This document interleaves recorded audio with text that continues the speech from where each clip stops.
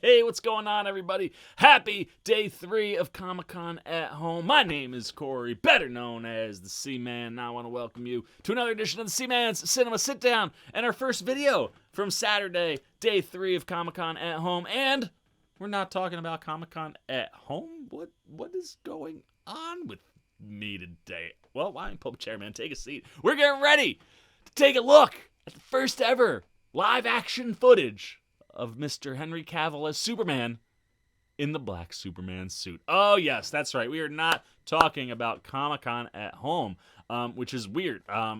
This is the first video I've done today because most of the panels and things that I've been watching have just been awesome panels, not anything that has like footage or things to look at. Keanu had a Constantine 15th anniversary panel. He also had the Bill and Ted panel today. And there's just been a bunch of panels. Having them all at my fingertips is a problem because my watch list is just there's not enough hours in the day to do all the things that I want to watch. Usually when you're at con, it's like you got to pick. All right, 3 p.m. all these things are going on. I got to pick one of these. 4 p.m. one thing. Right? You just pick one thing every hour or every couple hours. This is like you got everything at your fingertips. So it's like as I watch, got time, go back watch other things. Just not a lot of content to react to today. The content that came out to react to happened over at Justice Con. For those unfamiliar, this is a fan-run con, I believe. At least that's what I've heard Zack say. That centers around Zack Snyder's DC universe. What he helped orchestrate and was the architect for. And obviously a lot of that driven to what's going on with Zack Snyder's Justice League. And he popped up to have a panel that ran about 50-ish minutes or so. He said some things, really didn't give much away, other than I think the things that are going to get given away, the things we're waiting for answers on, are going to happen at DC Fandom at the end of August. But it was cool to listen to him just talk about the movie, talk about like making the movie, how he's like in post right now, and all the post obviously with coronavirus just means like it's all the visual effects stuff. So he's like going back, trying to get it back to that 1x4x3, I think that's the aspect ratio, but the giant IMAX square ratio. He kind of broke that whole thing down, which was glorious, because if you're not a film nerd or film junkie, like you just assume, hey, that's the way things are shot, or in widescreen. But the way the aspect ratio changes, like you shoot in this giant square and then boom, you get the black bars. When you go to the true IMAX, that's when all those stuff kind of reappears. So watching him break that down was really, really cool. And talking about things like that. But the black suit is pretty freaking amazing. So why don't we start there? We'll take a look at the black suit, and then we'll talk about what Zack got into during the panel. So in order to do that, we got to throw it back to the good old past C-Man and let him show you what he did when he saw the black suit. So take it away, Superman black suit watching C-Man, go. Thank you, future C-Man. I tell you, if there's anybody that's going to make you look away from Comic-Con, it would be Zack Snyder talking about Justice League somewhere, man. I'm really, really pumped to check this out. The idea of finally seeing the actual image of Henry in the black suit is something that's super exciting. So let's take a look at Zack Snyder's Justice League Superman black suit. That's awesome. It's like the T-Rex from Jurassic Park. Oh, how fair is this? There it is! Oh, it's so pretty! Oh, look at it! It's so pretty and shiny and black! You're operating. Oh, dude. Is that it? Is that it? That's it. That's alright, yeah. There you go. Dude, fast, right? Like, in a split second. But, oh, God, dude, like, to finally see an image that's real of Henry Cavill in the black suit. Awesome. And just like the idea of thinking that that's probably his first appearance in the movie. If his first appearance in the movie is this, like, talk about what an epic entrance. Like, you enter the movie the way the T-Rex entered Jurassic Park. God, Zack Snyder, give it to me all day long. Yeah, that was awesome. Really, really short. I was confused for a sec, but definitely awesome. So let's throw it back to the future C-Man so you can talk about the clip and the rest of the panel that Zack had at Justice Con. So take it away, you Comic-Con cheating horse C-Man! Ouch! Past C-Man. Like, just hurting me, man. Like, this was you knew we had to look at Justice League stuff. I mean, come on! It's Superman in the black suit calling me a con whore. God, man, this guy, no appreciation the old past Seaman has. But nevertheless, let's forget about that nonsense. And I mean, granted, I guess it's kind of true because I am cheating on Comic-Con a little bit. But let's talk about, man, the black suit. It is just wonderful to see in live action coming from the guy who wanted it in the movie originally. And what was really interesting, and I didn't even piece together because, spoilers, I have a massive DVD collection. Anything superhero related ends up in that collection, good or bad. I mean, Green Lantern, the director's cut, is in that collection. So naturally, Justice League is in that collection. And, you know, it's so hard to talk about because it's not Zack's Justice League, so I don't like it because it doesn't follow suit. But I mean, the movie has its moments. You know, Joss Whedon did his thing. It's just not the movie that we wanted or expected. So I didn't mind having it in the collection. I mean, if I can have Ben Affleck as Batman in any situation, I don't care, good, bad, indifferent. I will own it because Ben is my favorite Batman, probably of all time. He just crushes it, man. But I'd never watched the extras on that DVD. And Zack mentioned, he's like, yeah, so it's kind of funny. Warner's already used this footage. And I was like, what? Like, this exists somewhere? So when the movie came out and got all the bad press it got from fans going, what is this? This isn't Zack's movie. And then all this, you know, the Snyder Cut stuff started happening. That started happening basically right after the movie came out. So before the movie would have went to DVD, this was already starting to become a thing back in 2017, and it sounded like Warner at the time was like, we better put something in this DVD that's Zack's. So they took that scene. And sure enough, I looked, and you can see the scene, the deleted scene from the DVD with Superman in the red and blue. So I was like, that's crazy.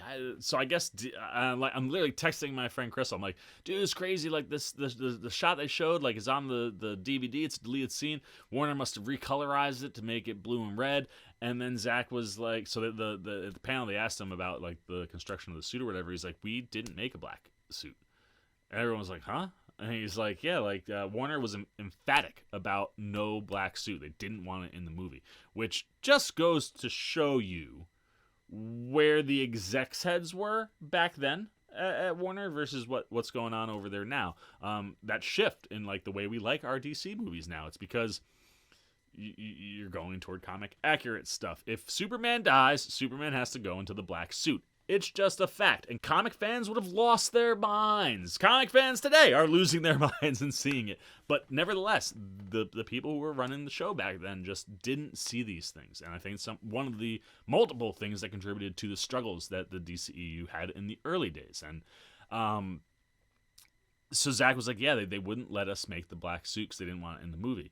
So he's like, on our own time, we were designing different like variations that we were then putting into Photoshop and color correcting to make it look black, like to make it look like the black suit that we wanted.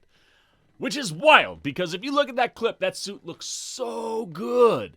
And it's all color corrected from the red and blue, but the suit was designed to be color corrected in post, which is just genius. Because if you want something like the black suit in the movie, but the studio's saying, no, we're not going to let you spend the money to make the black suit, well, then make a black suit that's blue and red that you can make a black suit later on, so that when you cut the movie, I bet you Zack's probably thought in his head was, I'll cut the movie, and when I show it, I'll show them it with the black suit, and they'll go, oh, that's what you wanted to do. Yes, let's do that. It's awesome. So like that was a really, really cool thing that Zack kind of got into as far as the clip goes. But as far as the clip goes itself, what a big clip, man. One, still crazy to me that this exists in the world and I hadn't seen it yet.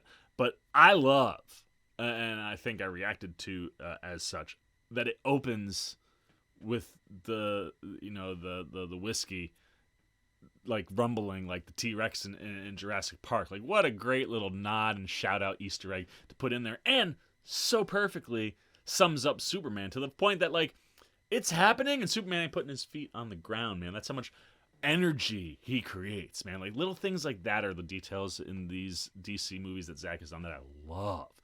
And then just the idea of Superman meeting Alfred. Like it's a massive moment in that movie. And I can't wait to see it in the form and vision that Zack had for it, and how he wanted to approach all of that. I mean, just in general, want to see it all. But I was so happy, man. Like, just the black suit, and we know now, guaranteed. We knew if Zack was going to get his cut out there, we would see it. But now we have seen it, and it's glorious. Absolutely loved it. But that was the only thing, man. Just hearing Zack, like I said, he couldn't really give much away, but he was talking about post. Obviously, I talked about like the aspect ratio. He also talked about how, you know, most of the work they're doing right now in this coronavirus pandemic world is obviously VFX stuff, and how he's tweaking different things on that front.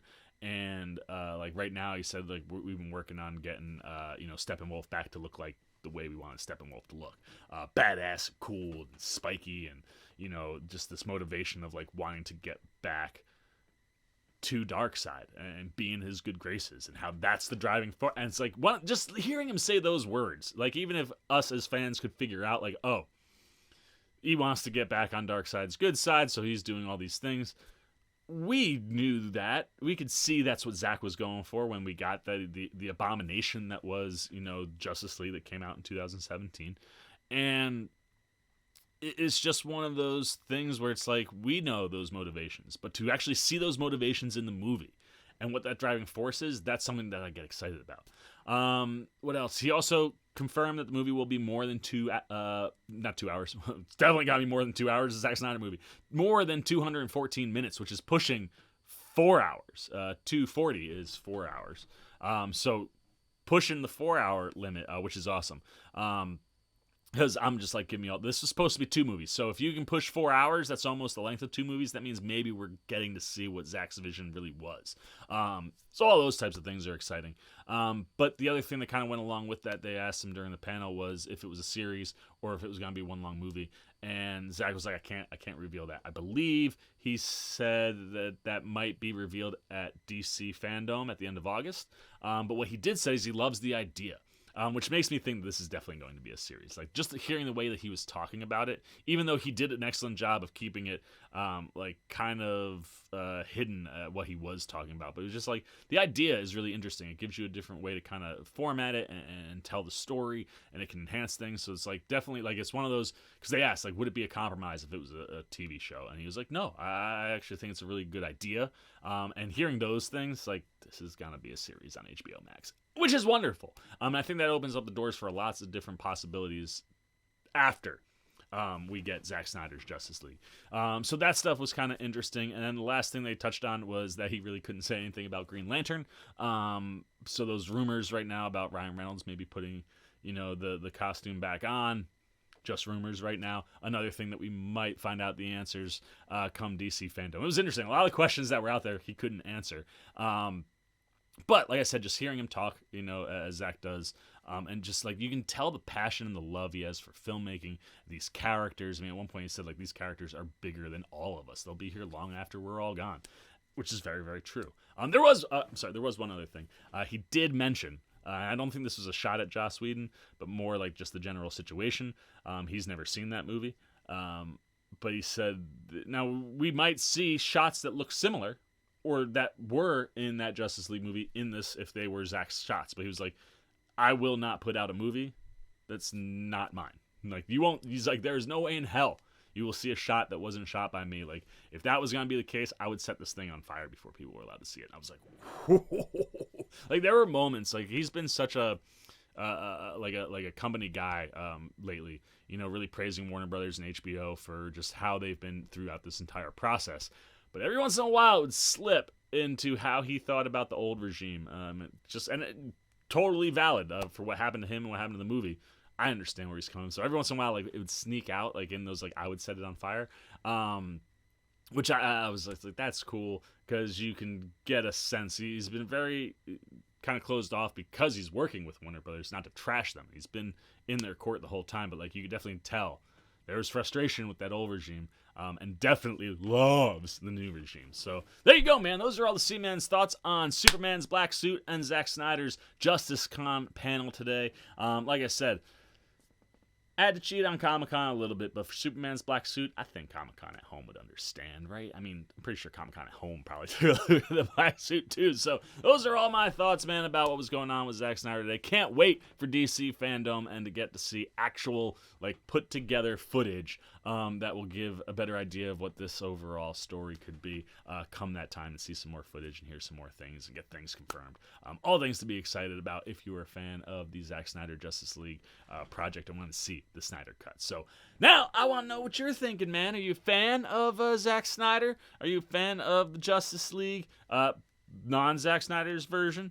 Are you all about the Snyder Cut? What are you looking forward to? How happy, amazing, and orgasmic was seeing the black suit on Superman? How interesting, if you watch the panel, was it to find out that the actual shot was blue and red and that they would tweak it in post? All those, that's the stuff I love. Zach getting into like filmmaking. If you love that too, tell me how much you love listening to that man talk about filmmaking. Because awesome. So anyway, there you go. Leave your thoughts down below in the comment section. As always, if you enjoyed this video, please give me a thumbs up. And if you're new, you want to come hang out with the old C-Man, over there, man. Hit that subscribe, hit that little bell if you want those alerts. And until next time, for the C-Man Cinema Sit Down, I am the C-Man. I am signing off. Peace! Well, I'll be. You guys are still here. You must be looking for some more content. Well, don't worry. C-Man's got you covered, man. You got videos like this guy and this guy. And if you haven't yet, and you want to come check out all the C-Man goodies, join the Cinema Sit Down squad, man. Hit that subscribe button. And don't forget to hit the little bell down below that, too, so you can get alerts every time I make new videos.